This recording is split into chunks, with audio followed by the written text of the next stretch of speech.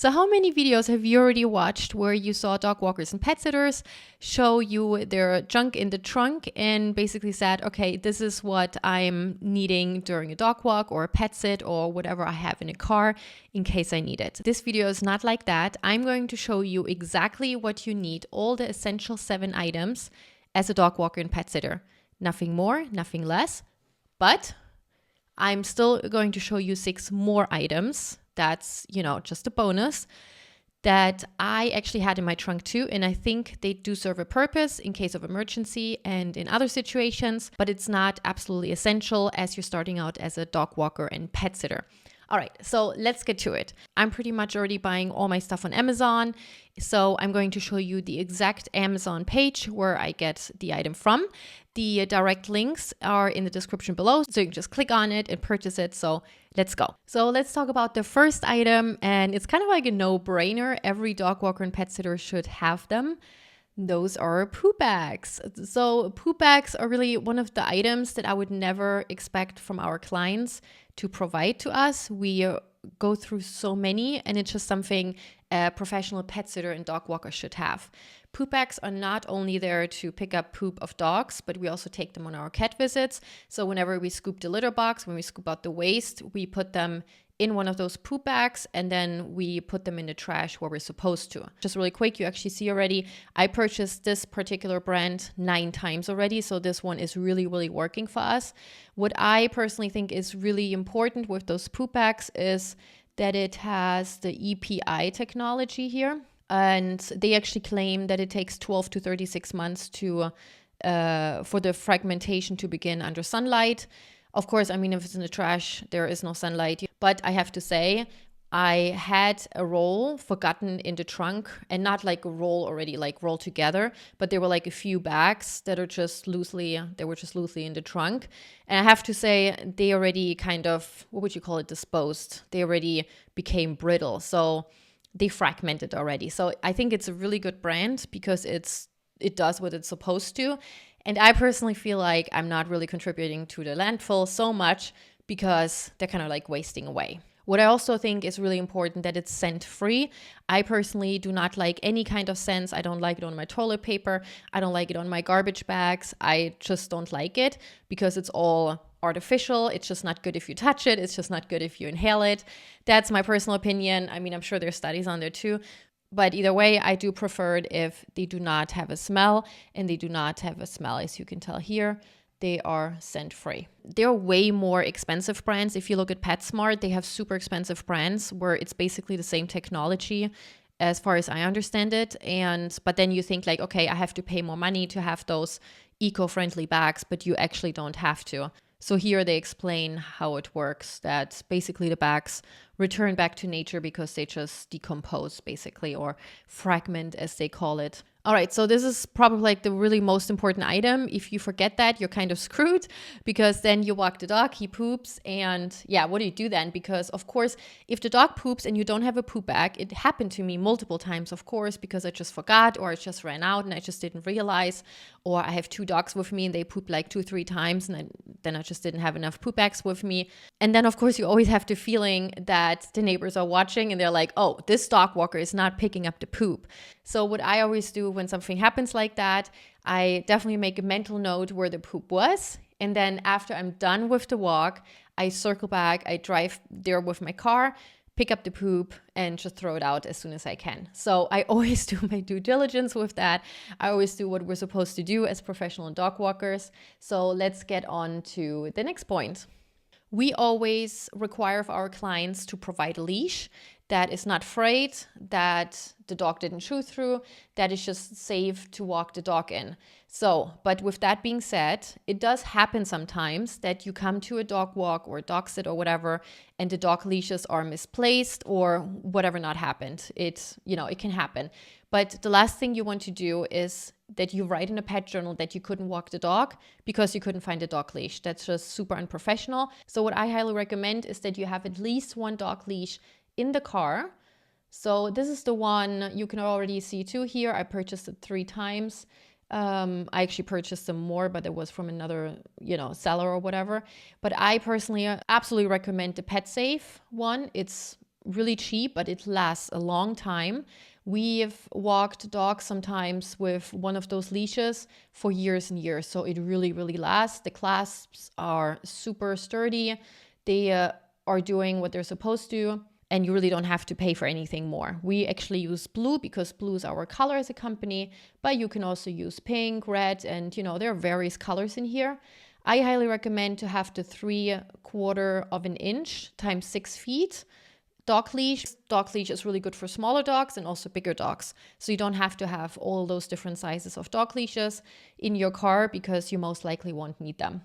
Third item are collars, and I'm saying on purpose not to have backup harnesses because first of all, the collars are really just for backup. So what we require of our clients is to have a harness for the dog. We do not deal with prong collars. We do not deal with any sort of collars or tools that are hurting the animal. We just do not deal with that. We don't believe in it. I know there are different opinions on it. I don't care. We don't do it.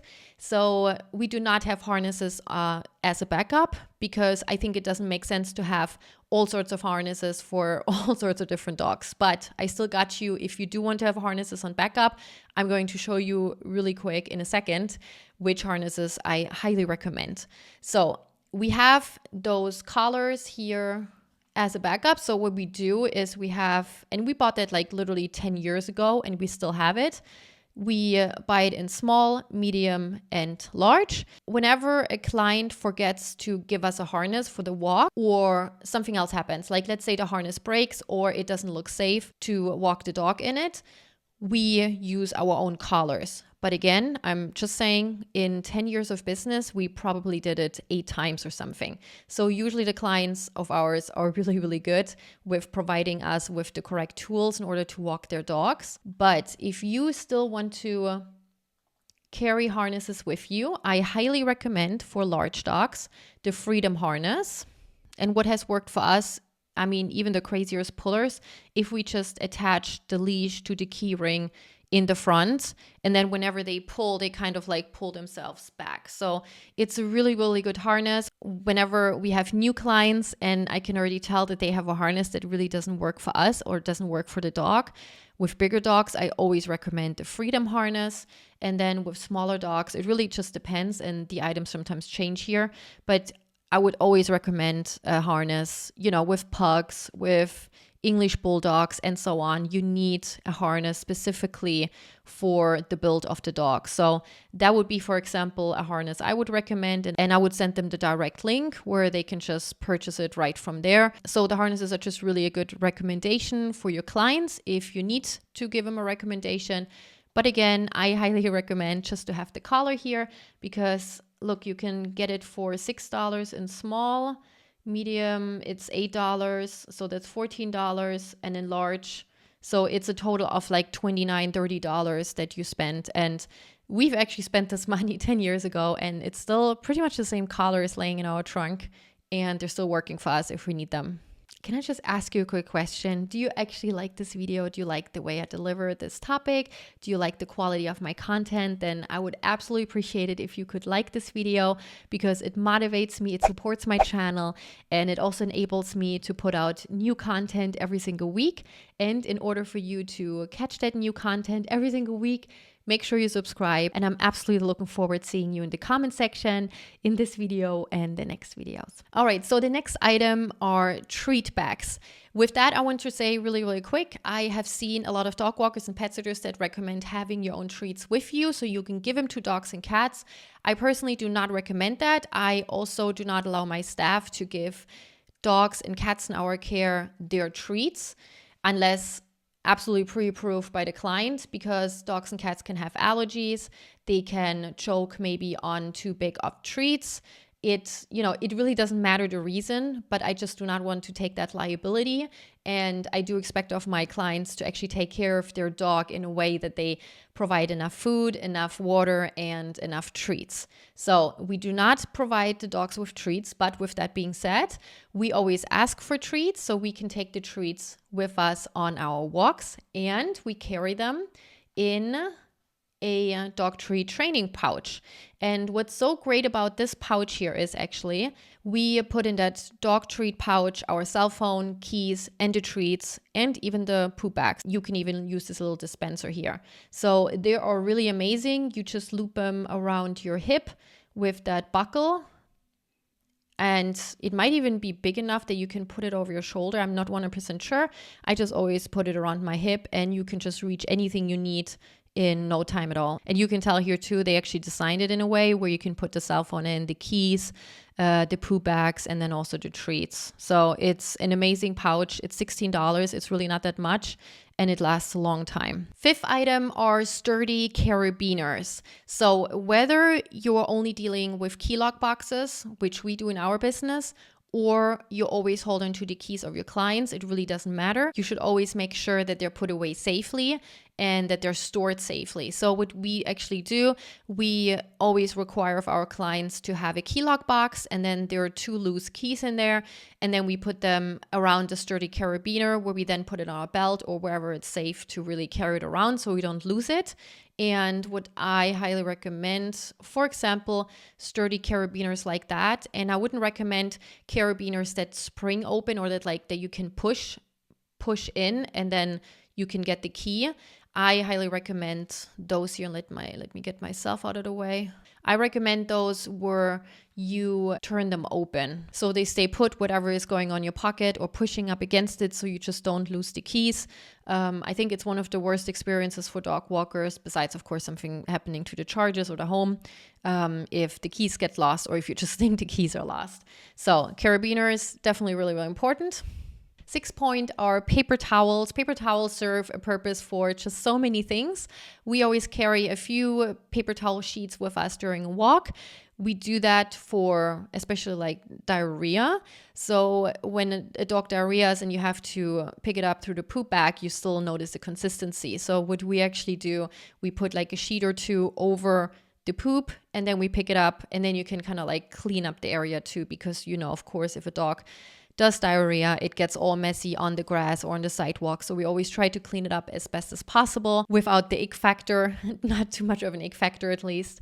And then we also use sometimes the paper towels if the clients don't have enough supplies left and we need to clean up any sort of messes. And what it's good for too, of course, if you have to wash your hands, for example, you have like water with you, but then you can't really dry your hands. Paper towels are just really good to have in general in your car. And the 7th point, just a regular Poland Spring water bottle, just a regular one, like 0.5 liters. It doesn't even have to be Poland Spring, just really any water that you can have as a backup. I do not necessarily recommend to carry whole gallon water with you. We have done that in the past. And then of course what happens, you use it a little bit, you use it once, and then you can't really close it because the lid, it doesn't screw on, it just goes on top. And then if you just take a really tight turn and the water bottle tips over, you're kind of screwed, because then of course all the water flows out. So just have a regular 0.5 or 1 liter water bottle with you where you can screw on the top. You might need it in various situations, for example, to clean yourself, but you might also need it in order to provide the dog and the cat with water. For example, on a very hot day, you might want to carry the water bottle with you and give water to the dogs. And we're actually get on to that later point, to the add-on. I'm going to talk about a special water bottle, but just to have water with you is really good. Also, we had it a couple times where clients had their water turned off because there was just some kind of construction on the street where they didn't tell us about, or they didn't even know it. Then we were just able to get the water out of the trunk of our car, and we didn't have to tell the client, oh, we couldn't give the dog or the cat fresh water because there was just none. It's just something you should have in place as a professional dog walker and cat sitter, that you are ready to provide the dogs and the cats of your clients with fresh water, because that's what we promise them every single visit, right? So these are all the essential items you will only need for your dog walks and your pet sits. I'm not talking about dog hikes or hour-long dog walks. You will definitely need a little bit more items. Within 10 years of being in business, those are pretty much all the items that are ever needed. I do always carry way more things with me in my trunk, but I don't think it's a good idea as a new dog walker and cat sitter to just buy all sorts of items because you think you might need it. But with that being said, we will now talk about 6 more items that are useful to have in your trunk just in case, and we will discuss them. The first useful add-on is a first aid kit. It goes without saying that you should definitely do a first aid pet course. So you know exactly what to do if a pet in front of you collapses or whatever happens just before you bring them to the vet. Sometimes you have to do certain measures right away in order for the pet to survive.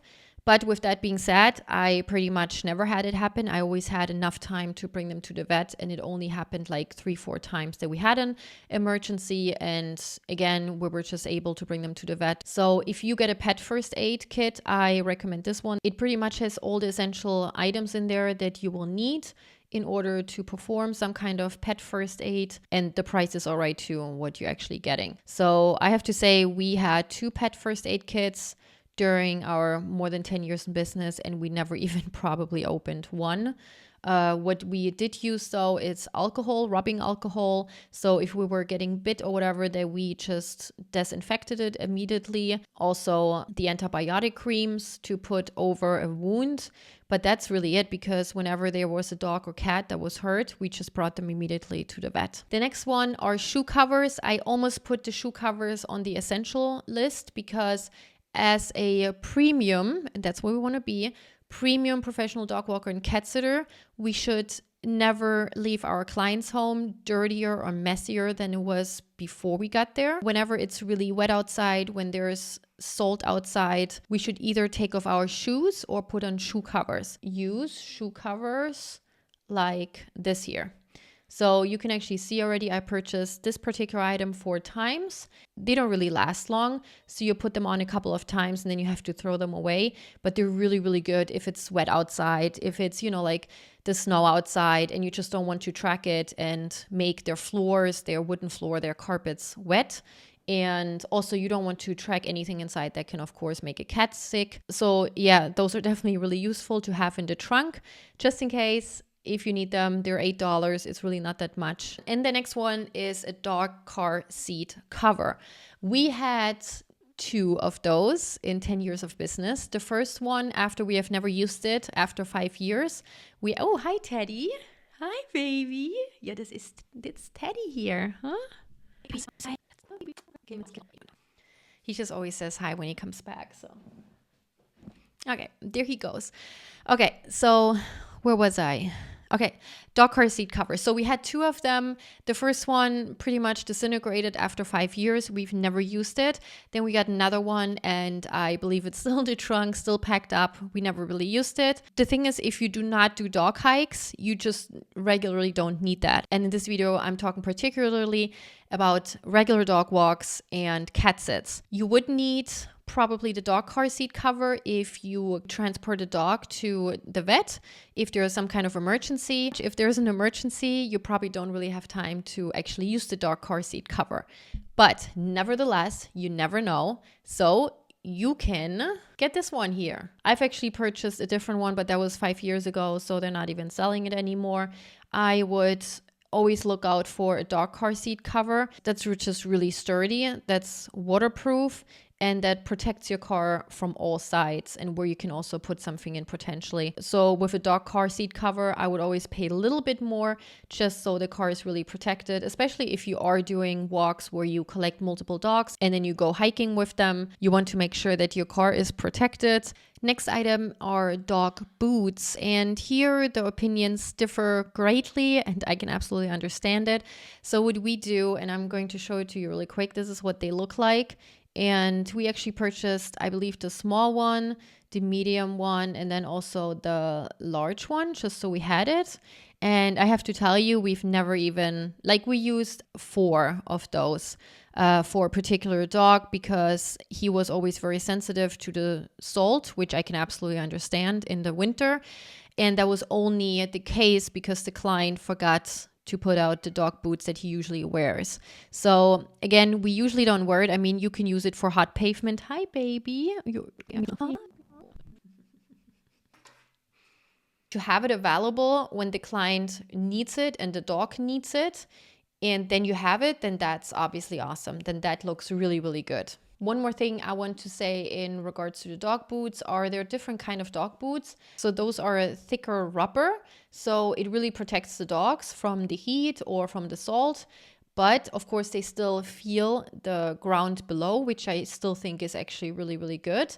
They also have really firm dog boots where you fasten the dog boot with a buckle, and it's kind of like a shoe almost, and it's really stiff. So that might be really awkward for dogs that actually never walked in any dog boots. This is more of a natural feel. And I have to say, it also stays pretty put if you use the right size for the dog paw.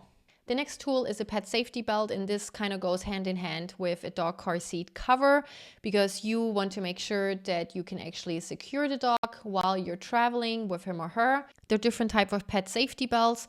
There are some that you actually put in where you put your belt into that little clasp here on the bottom of the seat, or you can just put it around the headrest like this one. I think it just really depends on your preference, but these seem really good. I mean, I did not purchase those, I have to tell you, but they have really good ratings and they seem to be sturdy. And it also makes sense that it is actually kind of higher because then it doesn't pull the dog down when he's a little bit bigger. But it actually just pulls him back. And the last item that you could have, but you don't have to have with you, is a dog water bottle. And I'm going to show it to you. It's basically just a regular bottle, and there are multiple versions of that. So you just have to find something what works for you. This is made out of silicone. It's supposed to be like a leaf, and then you just flip it over. And then the dog, as you can tell here too, let me just show it to you here. The dog just drinks out of it. I have to say though, we've actually bought a collapsible water bowl like this here in the beginning, and we probably used it 2-3 times because we thought the dogs were really thirsty. But then if you only have like a 15 or 30 minute walk, you really don't need it that much because the dogs, for whatever reason, you think they're thirsty. But if you give them water, fresh water in the beginning of the walk and after the walk, it most likely will be enough, that they will have enough hydration. Because the funny thing is with dogs, even if you think they're thirsty, they just don't drink out of a bowl like that then. I mean, it happened only a few times the dog actually took advantage of the chance we gave him to have fresh water during the walk. So we ended up not carrying the portable water bowl with us anymore. But what we actually did now, we did try to use a bottle that we can use during a walk, but a bottle that we can also kind of like transform so the dog can drink out of it. But again, if you are really just walking dogs for 15-30 minutes, you're in the suburbs or the city, you most likely won't even really need that. All right, I hope this helped you in order to get a really good understanding of what you actually should absolutely have during a dog walk and cat sit, and what could reside in your trunk just in case. All right, so this is it for this video. If you found this video useful and you're also providing dog hikes, make sure you check out this video because in there I will tell you all the essential tools you will need on a dog hike. Have a most wonderful day, and as usual, dream big and go for your craziest dreams. I'll see you later. Bye.